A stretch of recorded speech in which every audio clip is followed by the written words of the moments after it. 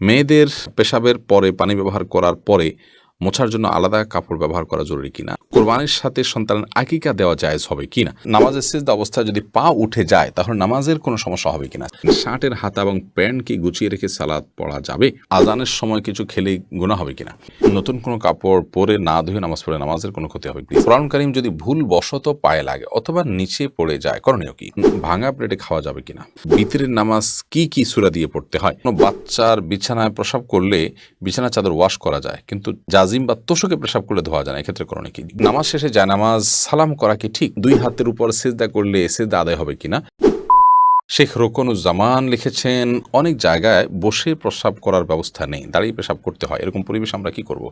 যদি কোনো প্রকার ব্যবস্থা না থাকে এবং দাঁড়িয়ে পেশাব করা ছাড়া নিরুপায় থাকেন তাহলে আপনি অবশ্যই দাঁড়িয়ে পেশাব সেখানে করতে পারেন, যেহেতু আপনি নিরুপায়।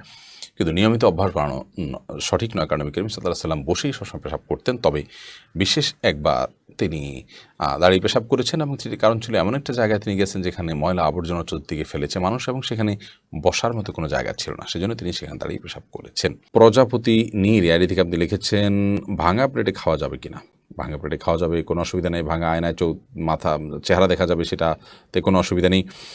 আমরা অনেকে মনে করি ভাঙা প্লেটে খাওয়া যাবে না, ভাঙা আয়নায় চেহারা দেখা যাবে না, এটা নিছকই আমাদের সামাজিক কুসংস্কার।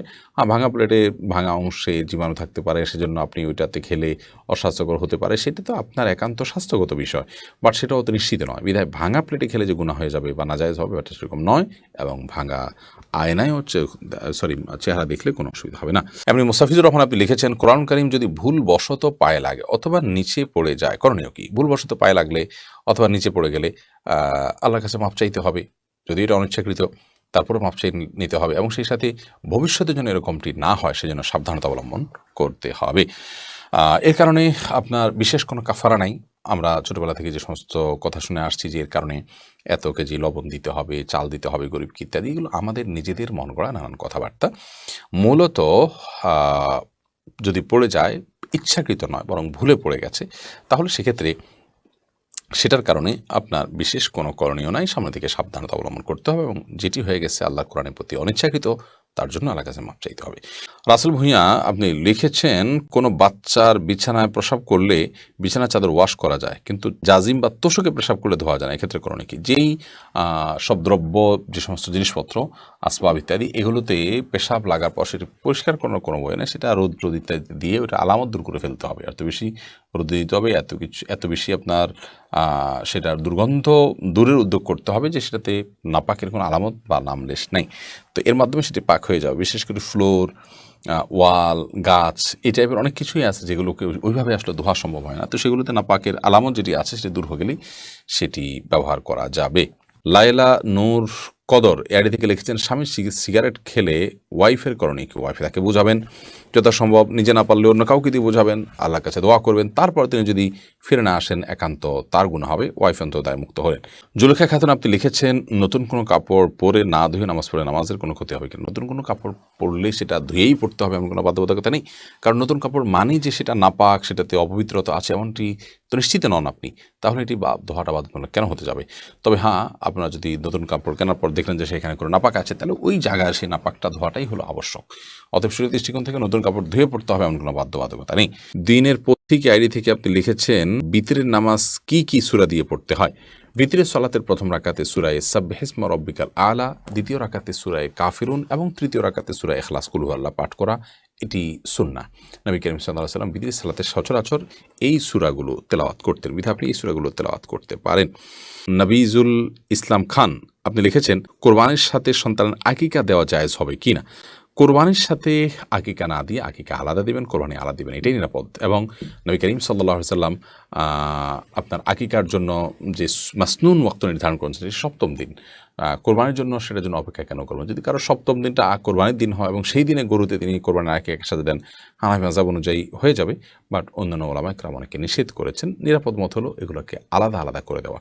হাদিসে আকিকা এবং কোরবানি একসাথে দেওয়ার কথা বলা নাই, কিন্তু হানাফি মাযহাব উলামায়ে কেরামের বক্তব্য হলো যে যদি যেহেতু আকিকা এবং আপনার কোরবানি একই ক্যাটাগরির ইবাদত, সেজন্য আপনার দুইটা একসাথে দেওয়া যাবে, কিন্তু যেটি বলেছি অন্যান্য ওলামাদের বিভিন্ন মত রয়েছে। সুমন আহমেদ আপনি লিখেছেন, নামাজের সিজদা অবস্থায় যদি পা উঠে যায় তাহলে নামাজের কোনো সমস্যা হবে কিনা। সিজদা অবস্থায় যদি পা সামান্য উঠে আবার আপনি জায়গায় নিয়ে গেছেন, কোনো অসুবিধা হবে না। আর যদি পুরো সিজদা জুড়ে উঠে থাকে তাহলে আপনার নামাজ হবে না, কারণ নবী করিম সাল্লাল্লাহু আলাইহি ওয়াসাল্লাম বলেছেন, আমি উমিরতু আন আসজুদা আলা সাবআতি আযমিন, 7টি অঙ্গের উপরে, 7টি হাড্ডির উপরে, শক্ত অঙ্গের উপরে আমাকে সিজদা করতে নির্দেশ করা হয়েছে। তার মধ্যে কপাল আর নাক, 2 হাত, 2 হাঁটু এবং 2 পায়ের যে আঙ্গুলগুলো সেগুলো। অতএব এগুলোর কোনো একটা যদি আপনার এই 7টি অঙ্গের কোনো একটি যদি সরে যায় সামান্য সময়ের জন্য অসুবিধা নেই, আবার তিনি জায়গা নিয়ে গেছেন। কিন্তু যদি পুরো সালাদ জুড়ে, পুরো রাকাত জুড়ে, সিজদা জুড়ে তার এটা যদি পৃথক থাকে তাহলে সেক্ষেত্রে সেটি জায়েজ হবে না এবং সে নামাজ হবে না, কারণ এটা ওয়াজিব